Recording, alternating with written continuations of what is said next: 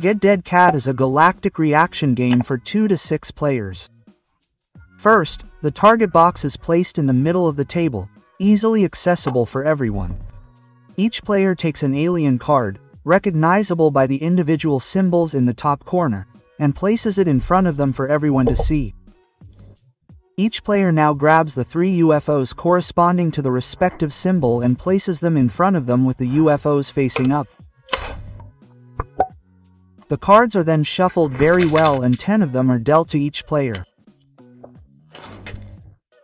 These are then placed face down in a pile in front of the players. All remaining unused objects are returned to the game box and the game is ready to begin. The game is played over a total of 10 rounds. Each of these rounds consists of 3 steps. At the beginning, each player reveals the top card of their pile. Next to each face-down pile, there is now an open card visible. Together, these form the common display. Now, the player has to look very carefully and quickly to see which cats and which cacti are shown on the playing cards in the common display and what color they are.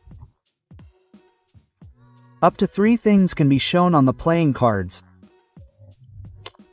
The goal is to collect as many cube cats as possible using your own UFOs. However, you have to avoid the prickly cacti. To do this, you simply have to throw the matching UFO into the target box here in the middle of the table. The color of the UFO that you throw in here determines what you want to collect with it. However, there are a few rules to follow. You are only allowed to throw 1 UFO at a time. However, you are allowed to throw one after the other, provided you have not picked it up beforehand. A UFO that does not land in the target box, e.g. remains lying next to it, remains lying next to it. It is also not allowed to shoot down opposing UFOs. As soon as no one wants to throw any more UFOs, the game continues with the collection. Any UFOs that may have landed incorrectly are cleaned up here first. Now the target box is knocked down onto the table with a bit of force, so that all the UFOs are stacked in the middle of the table. The first UFO thrown should now be on top. The symbol that is now visible shows who threw it. The respective color now determines which items can or must be collected. In the case of a blue UFO, these are blue objects. However, each of the UFOs can only take one thing with them at a time. So either a cat or a cactus. However, there is a cosmic law that must be observed here. Cacti are always collected before cats.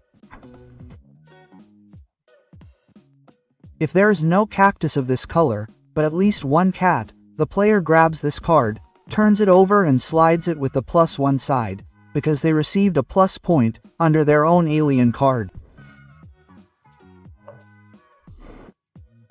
The player then gets their UFO back and the next one is scored. This one is now pink and therefore the player has to collect the cactus. This player also grabs this card and slides it with a visible minus point under their alien.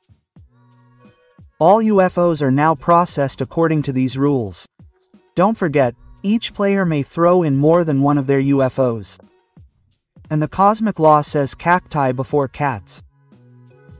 If there are neither cats nor cocken in the respective color, you go home empty-handed. Then a new round begins. Incidentally, it can also happen that cards from the preliminary rounds are still face up. These may simply be counted in the next rounds. The game ends after a total of 10 rounds. Each player now adds up their plus points and subtracts their minus points from them. The player with the best result at the end is the winner of its dead cat. In the event of a tie, the player who has collected fewer cacti wins. In a 3-player game, one player receives another stack of 10 cards. This player then reveals one card from each stack in each round.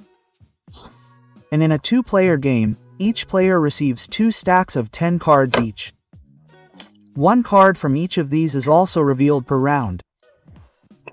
In addition, each player receives a second alien card and a second set of UFOs. Here you can now throw each color up to twice.